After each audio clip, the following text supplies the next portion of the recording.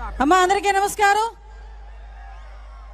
మండు టెండలో ఒకే ఒక్క పిలుపుతో మన అధిష్టానం పిలిచిన రా కదలిరా అని ఒకే ఒక్క పిలుపుతో అధిష్టానం పిలిచింది, నా నాయకుడు పిలిచాడు అని ఒకే ఒక్క అభిమానంతో పసుపు జెండా వేసుకొని పసుపు జెండా భుజాన్ని ఎత్తుకొని ఇక్కడికి వచ్చిన ప్రతి కార్యకర్తకి కూడా పేరు పేరున పాదాభివందనం చేసుకుంటూ ఈరోజు ఈ కార్యక్రమానికి ముఖ్య అతిథులుగా విచ్చేసిన మనందరి అభిమాన నాయకుడు నారా చంద్రబాబు నాయుడు గారు 4.5 సంవత్సరాలకి ముందు ఈ రాష్ట్రాన్ని నెత్తిన పెట్టుకొని ఈ రాష్ట్రాన్ని 16,000 కోట్ల లోటు బడ్జెట్ లో కూడా ఎక్కడా కూడా ఎవరికి ఎటువంటి కష్టం రాకుండా చూసుకున్న ఆ మహానుభావుడు 4.5 సంవత్సరాలకి ముందు జస్ట్ ఒక్కసారి చూసుకుంటే ఎన్నో అవమానాలు పడి అక్రమ కేసులు ఎదుర్కొని జైల్లోకి వెళ్ళినప్పటికీ కూడా ఎక్కడా మొక్కవోని ధైర్యంతో ఈ రోజు ఈ తెలుగుదేశం పార్టీని నిలబెట్టాలి అనే తపనతో మనందరి ముందుకు రాబోతున్న వ్యక్తి మన జాతీయ పార్టీ అధ్యక్షుడు నారా చంద్రబాబు నాయుడు గారికి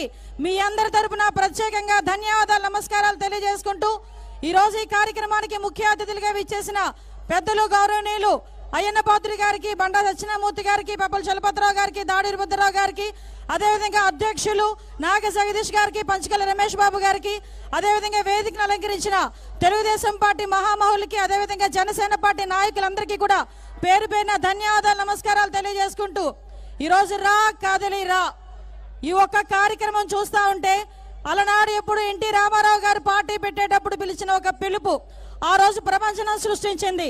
అదే ప్రపంచం మళ్ళా తిరిగి రాయాలంటే ఈ సైకో పరిపాలన నుంచి తరిమి కొట్టాలి అంటే ఈ సైకో పరిపాలన నుంచి రాష్ట్రాన్ని కాపాడుకోవాలి అంటే మన యువత భవిష్యత్తుకి రావాలి అంటే మన అందరికీ ఒకే ఒక నినాదం వినిపించే పరిస్థితి అదే రా కదలి రా. ఈ రోజు ఈ కార్యక్రమానికి ఇక్కడికి మనందరం కూడా విచ్చేస్తున్నాం. ఈ రోజు ఒక విషయం మీ అందరికీ చెప్పాలి.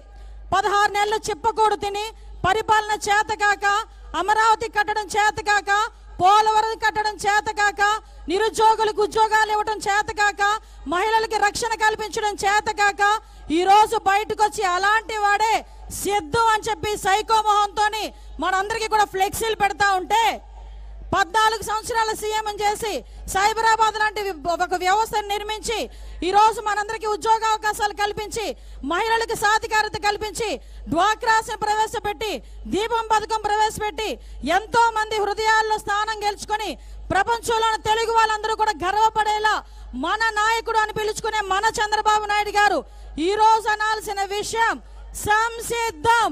దాని అందరికీ మనందరం చెప్పాల్సిన విషయం సై అని మనందరం కూడా చెప్పాల్సిన బాధ్యత కూడా మనందరికీ ఉంది. ఈ రోజు వాడు సిద్ధం అంటే మన సంసిద్ధం అనాలి, వాడు సిద్ధం అంటే మన సై అనాలి.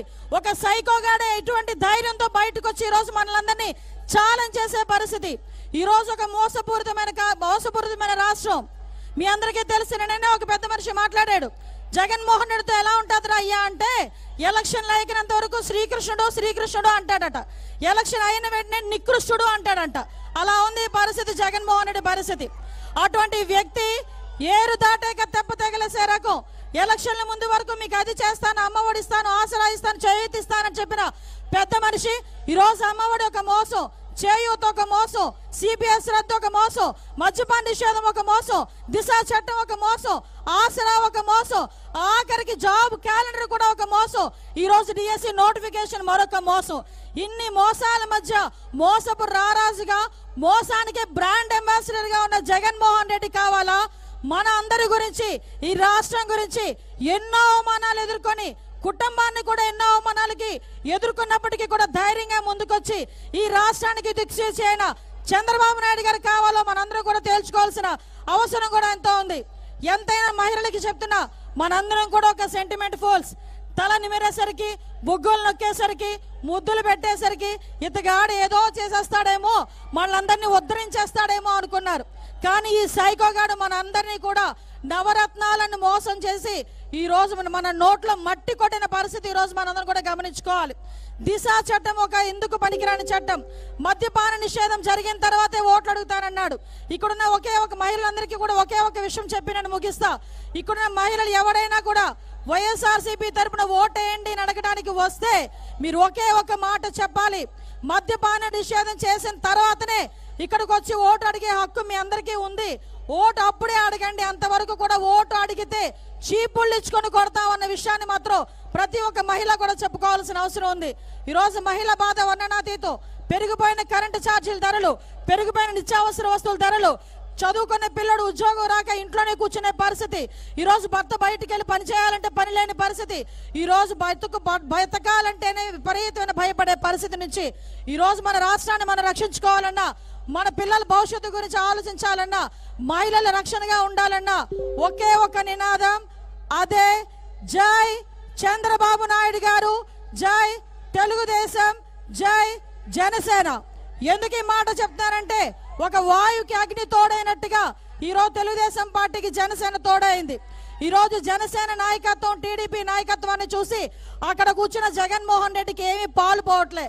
ఏదో అంటారు కదా, గోరు చుట్టు మీద రోకలు పోడున్నట్టు చంద్రబాబు నాయుడు గారు, పవన్ కళ్యాణ్ గారు, లోకేష్ బాబు గారు ఒకవైపు నుంచి వాయిస్తా ఉంటే ఇంకొక వైపు నుంచి వాయించడానికి వచ్చింది ఎవరావిడా? షర్మిల. ఎవరమ్మా ఆవిడ? షర్మిల. జగనన్న వదిలిన బాణాన్ని అని చెప్పి ఆ రోజు ఇదే జగన్మోహన్ రెడ్డి సీఎం కావాలని రాజకీయ భవిష్యత్తు గురించి సుమారుగా 3200 కిలోమీటర్లు పాదయాత్ర చేసిన అతని చెల్లి ఈరోజు బయటకు వచ్చి ఎండగడుతుంది. ఈరోజు మనందరం కూడా ఒకటే తెలియజేసుకోవాలి, ఈరోజు నీకు నాకు సమాధానం చెప్పినా చెప్పకపోయినా జగన్మోహన్ రెడ్డి షర్మిలకి మాత్రం ఎట్టి పరిస్థితుల్లోనే సమాధానం చెప్పాల్సిన అవసరం ఉంది. మళ్ళా ఇంకొక విషయం, ఈ రోజు ఆవిడ గురించి కూడా కారు కోతలకు వస్తున్న వైఎస్ఆర్సీపీ ఈడియట్స్ కి చెప్పాలి, అరే వైఎస్ఆర్సీపీ ఈడియట్స్ మీరందరికీ గుర్తు పెట్టుకోండి, షర్మిల గారు కాలు కడిగా నీళ్లు నెత్తిన చల్లుకుంటేనే గానీ మీకు ప్రాప్తం ఉండదు. అటువంటి పరిస్థితిలోనే మీరు కూడా ఈ రోజు మమ్మల్ని అందరినీ కూడా ఎదిరించే పరిస్థితి. ఒకటే ఒకటి చెప్తున్నా, ఇంత మండు టెండలో కూడా అభిమానంగా వచ్చిన మీరందరికీ కూడా మరొకసారి ధన్యవాదాలు తెలియజేసుకుంటూ, ఈ అవకాశం ఇచ్చిన మీ అందరికీ, అదేవిధంగా వేదికలను ఇచ్చిన పెద్దలందరికీ కూడా మరొకసారి ధన్యవాదాలు తెలియజేసుకుంటూ సెలవు తీసుకుంటున్నా. జై హింద్, జై తెలుగుదేశం, జై జనసేన. బాబు